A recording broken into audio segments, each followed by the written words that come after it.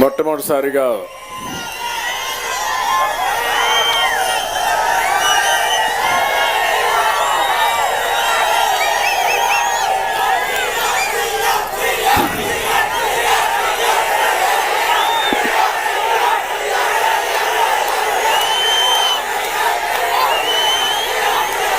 ఇప్పుడు మీ ఉత్సాహం చూస్తే నాకు కూడా పాత రోజులు జ్ఞాపకం వస్తున్నాయి.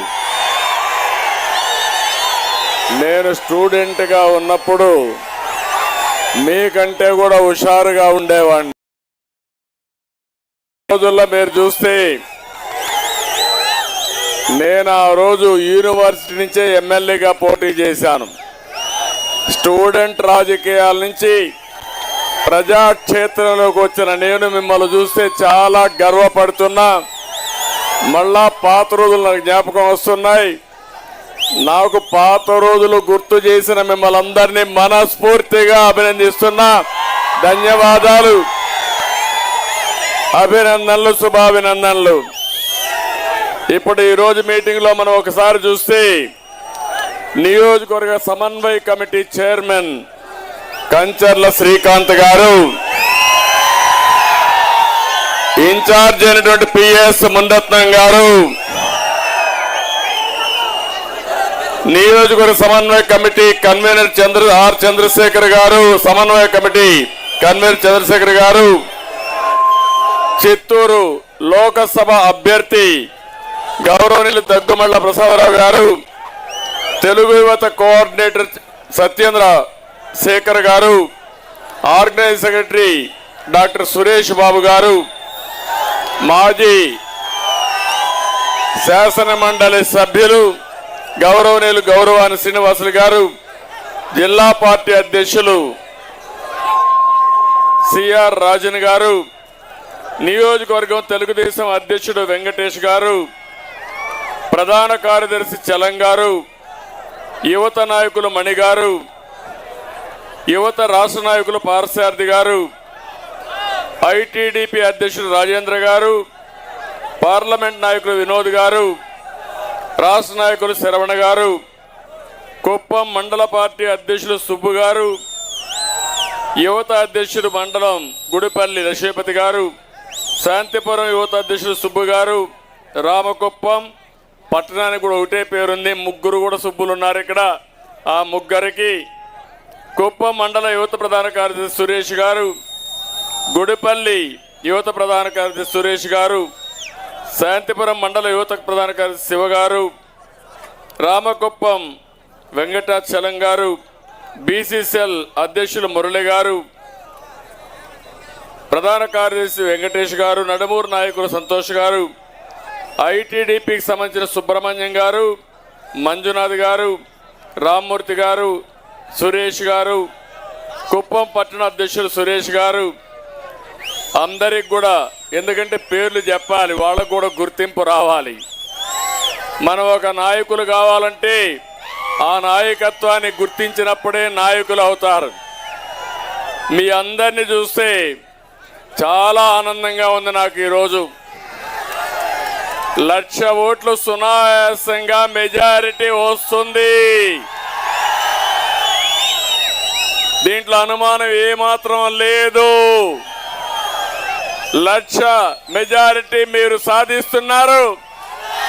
ఆ తర్వాత నేనేం చేయబోతానో చేసి చూపిస్తాను ఈ నియోజకవర్గానికి. సిద్ధంగా ఉన్నారా మీరు?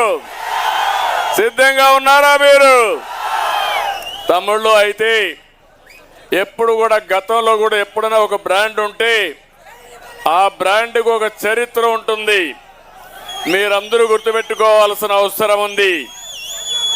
అందుకే నేను ఈ సందర్భంగా మేమందరికీ ఒకటే విజ్ఞప్తి చేస్తున్నా. నేను ఎప్పుడు యువతను చూసినా నాకు ఒక ఉత్సాహం, కొత్త ఎనర్జీ వస్తుంది. దానికి కారణం నేను ఆధారపడిందే యువశక్తి పైన, పనిచేసిందే యువత కోసం. ఈరోజు మీరు ఒక్క విషయం గుర్తుపెట్టుకోవాలి. ప్రపంచంలో ఎక్కడైతే యువత సమర్థవంతంగా ఉంటుందో ఆ యువతదే విజయం. మీరు ఇక్కడుండే యువత గుర్తుపెట్టుకోవాల్సింది, కొంతమంది అప్పటికి పుట్టుంటారు, కొంతమంది కొత్తగా పుట్టి మళ్ళా పెద్దవాళ్ళు అయి ఉంటారు. అంటే 95లో నేను ఆ రోజు ఆలోచించాను, ఈ రాష్ట్రం కోసం ఏం చేస్తే నా యువతకు బాగుపడతారని ఆలోచిస్తే అప్పుడే నాకు గుర్తొచ్చింది, ప్రపంచంతో ఒక విజన్ ఇచ్చాను. ఇదే ఇన్ఫర్మేషన్ టెక్నాలజీ. దేశంలో ఎవ్వరూ ఆలోచన కంటే ముందుగా ఆలోచించే పార్టీ తెలుగుదేశం పార్టీ. ఆలోచించిన వ్యక్తి నేనేనని చెప్పి మీకు తెలియజేస్తున్నా.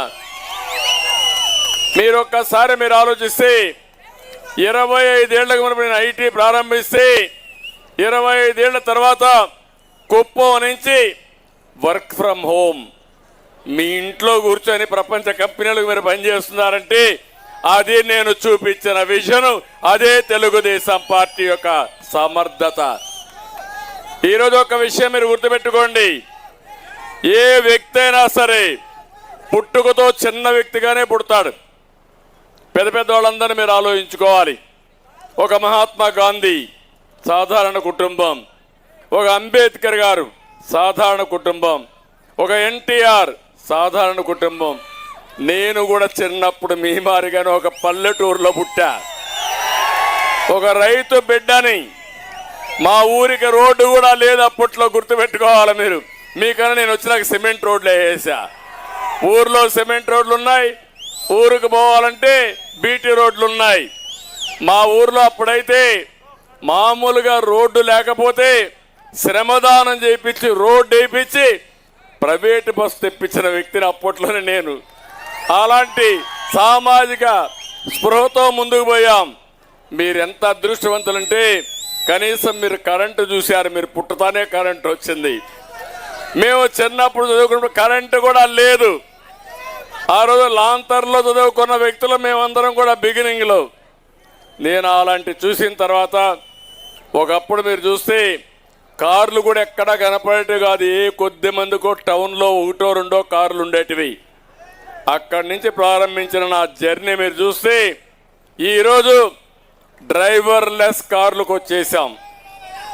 ఒకప్పుడు మీరు చూస్తే కరెంటు లేని పరిస్థితి నుంచి ఈరోజు మీ ఇంట్లోనే కరెంటు తయారు చేసుకునే పరిస్థితికి వచ్చామంటే అది ప్రపంచం దూసుకుపోతున్న విధానం. దాన్ని అందిపుచ్చుకున్న ఏకైక రాష్ట్రం, ఏకైక జాతి తెలుగు జాతి అని చెప్పి కూడా నేను మీకు తెలియజేస్తున్నా. ఈరోజు మీరు ఇంకొక విషయం కూడా మీరు గుర్తుపెట్టుకోవాలి.